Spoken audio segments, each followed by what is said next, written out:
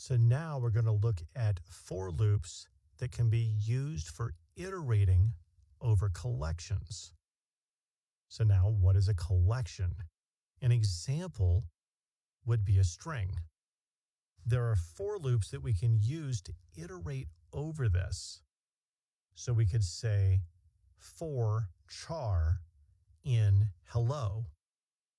And notice this is the first time we've had a for loop that doesn't use the word range.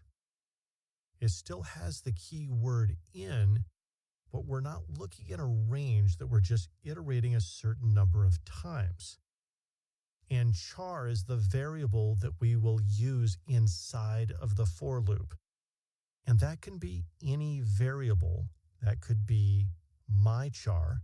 It could just be the letter C. I'm going to use char here though. So I want you to be able to visualize how this is iterating over the string. So let's just keep char and hello. In the first iteration of the for loop, char is equal to H. And in the next iteration, it is E, and so on.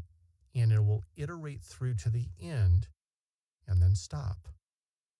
So now let's put this back in the for loop, and then we'll add a line that will print out the char. So in the first iteration of the for loop, it prints out H, and then in the second iteration, it prints out E, and so on. And there are other types of collections that you can iterate over with a for loop. And I'm going to show you one that we have not talked about yet in the course, and that is a list. But we will talk more about lists later. But lists are just a collection of items. So here we have 3 different strings, apple, banana, cherry. We can put them in square brackets and then assign that whole collection to one variable. So I want you to notice that the variable name fruits is plural. This is a common naming convention to make the collection plural because you have multiple items in the collection.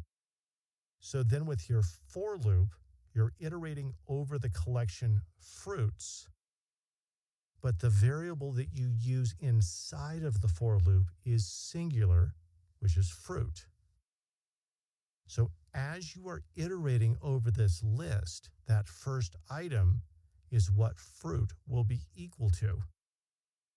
And then it will iterate through to the next item and the next item.